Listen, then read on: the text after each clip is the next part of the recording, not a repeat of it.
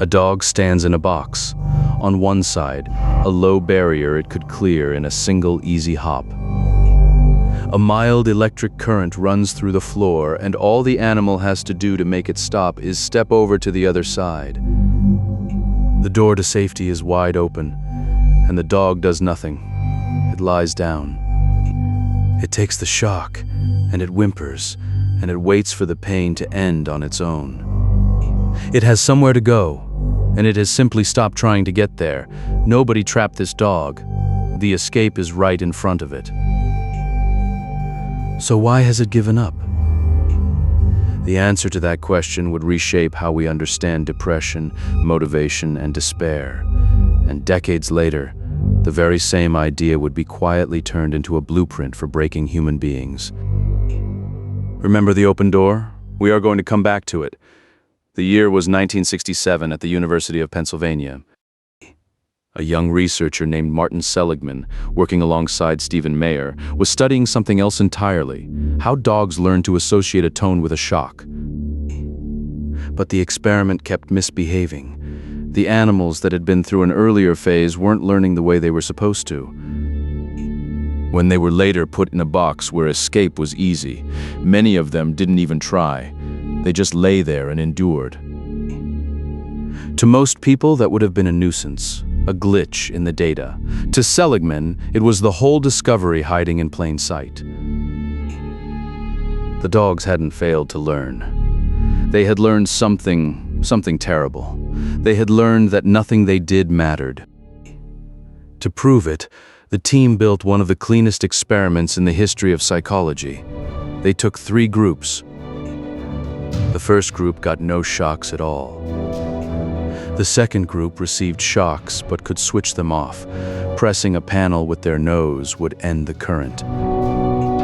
The third group got exactly the same shocks for exactly the same length of time, but with one cruel difference. Nothing they did made any difference. Their shocks ended only when the second group's animals chose to end them. The pain was identical. What was different was control. One group had it, one group did not. Later, every animal was placed in that simple escape box with the open door. The dogs that had once been able to stop the shock learned to hop the barrier almost instantly. But 2 out of 3 of the dogs from the no-control group didn't even attempt it. They had absorbed a single devastating lesson. My actions are useless, and they carried it into a brand new situation where it was no longer even true. It wasn't the pain that broke them, it was the helplessness. Now the obvious, uncomfortable question, are people any different? In the 70s, a researcher named Donald Hiroto ran the human version. He sat volunteers in front of a loud, irritating noise. Some could turn it off by finding the right combination of buttons. For others, no combination worked. The noise stopped on its own schedule, no matter what they did. Then everyone was moved to a new task, a simple box where sliding your hand to the other side would silence the noise. The people who'd had control before solved it easily. The people who'd been taught their efforts were pointless mostly just sat there, hands resting, letting the noise blare. They had learned to be helpless in 20 minutes. Seligman saw something familiar in that posture. The slumped shoulders, the giving up, the flat conviction that trying is pointless. It looked like depression. He proposed that much of human despair is not weakness of character, but a lesson the world teaches us, that we are not in control. Put a person through enough uncontrollable failure, a job, a marriage, a system that never responds no matter how hard they push, and they can learn to stop pushing even after the door quietly opens. And here's where the famous story gets far stranger than the textbook version. The first twist came from Seligman himself, who did something rare for a scientist. He went looking for the people who didn't break. Because not every dog gave up, and not every human quit. Some kept trying no matter what. What separated them, he found, was not toughness, but the story they told themselves about failure. The ones who collapsed treated every setback as permanent, total, and their own fault. It's always like this. It ruins everything, and it's because of me. The ones who endured saw the same setback as temporary, specific, and not entirely personal. So Seligman flipped his own discovery on its head. If helplessness could be learned, then so could its opposite. He spent the rest of his career building what he called learned optimism, the idea that explanatory style can be retrained, and that hope itself is a teachable skill.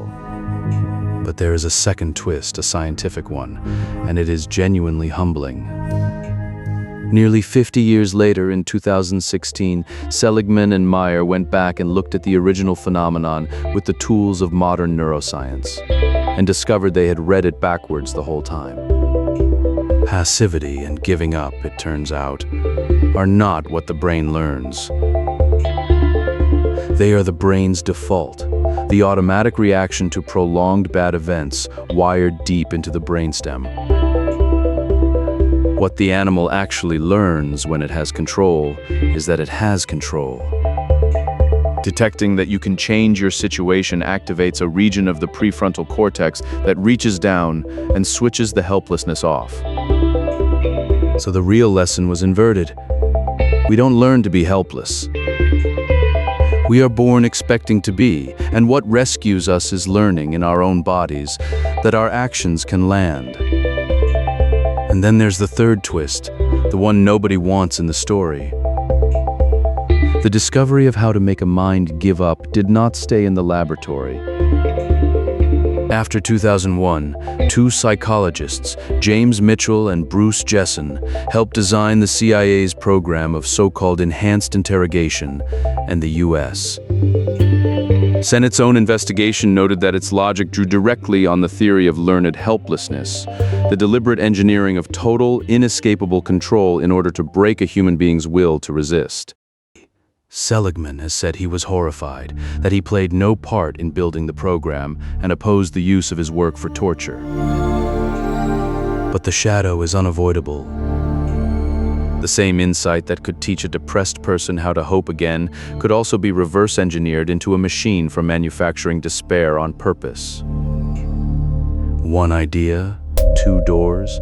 It depended entirely on who was holding it. So what actually pulls someone out? In Seligman's original boxes, there was only one thing that reliably cured a helpless dog, and it was strangely physical. Coaxing didn't work. Showing it the open door didn't work. The researchers had to take the animal and physically move it again and again over the barrier to safety, forcing it to feel in its own body that crossing over made the shock stop. After enough repetitions, something clicked back on. The dog began to do it on its own. The cure for helplessness was not a pep talk. It was the lived experience of an action that worked, proof delivered through doing rather than telling that the world can still answer back. So look again at that dog lying in the box with the door wide open. It is the easiest thing in the world to feel superior to it, until you ask yourself where, in your own life, you stopped trying a long time ago. The career you never push on because people like me don't get those jobs. The conversation you've given up having because it never changes anything.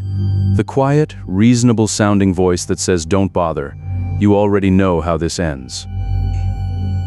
Some of those walls are real, but some of them are just an old lesson, learned once, in a box that no longer exists, and never unlearned.